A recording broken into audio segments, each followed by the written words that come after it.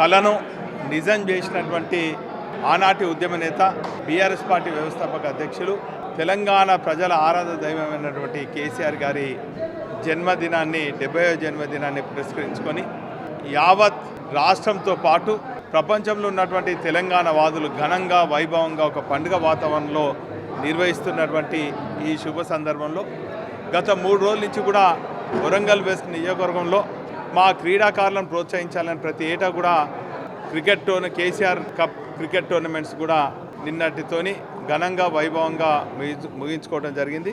ఈ నెల 24వ తారీఖున విన్నర్స్కు రన్నర్స్కు క్రీడాకారులకు తెలంగాణ భవన్లో కేటీఆర్ గారి చేతుల మీద ఈ కప్స్ కూడా ఇవ్వడం జరుగుతుంది.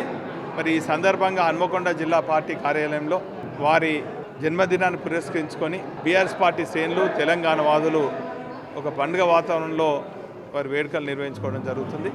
అనేక అనాథాశ్రమంలో కూడా మరి స్వచ్ఛందంగా సేవా కార్యక్రమంతో పాటు దేవాలయాల్లో కూడా వారు ఆరోగ్యంగా ఉండాలని చెప్పి పూజలు నిర్వహించడం జరిగింది. మరి రాబోయే రోజులలో ఖచ్చితంగా వారి నాయకత్వంలో పెద్ద ఎత్తున సమాజంలో ఉన్నటువంటి పేద బడుగు బలహీన వర్గాలకు అండగా ఉండే విధంగా బీఆర్ఎస్ పార్టీ కృషి చేస్తారు.